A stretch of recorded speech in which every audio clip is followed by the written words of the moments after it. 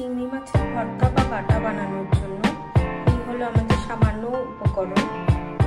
একটা মাঝারি সাইজের পেঁয়াজ বড় বড় করে কাটা, আদা, রসুন, শুকনো লঙ্কা আর কাঁচা লঙ্কা। বলে আমি ধোয়া চিংড়ি মাছগুলো নিয়ে নুন আর হলুদ দিয়ে মিশিয়ে রাখবো। 1 চামচ কালো জিরা দিলাম।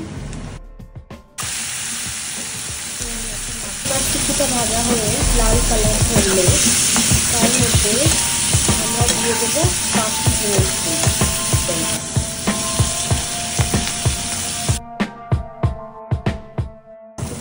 ভাজা হয়ে গেলে ঠিক এমনটাই দেখতে লাগবে। আর দেখে নিতে হবে আদা আর রসুন যাতে কাট করছে, তাহলেই আমরা বুঝবো এটা পুরোপুরি হয়ে যায়। এখন আমরা এটা গ্যাসটা অফ করে নিয়ে ঠান্ডা করতে দেব। জিনিসটা আমি মিক্সিতে ট্রান্সফার করে নিয়েছি, আপনারা চাইলে শিলপাটায়ও বেটে নিতে পারেন।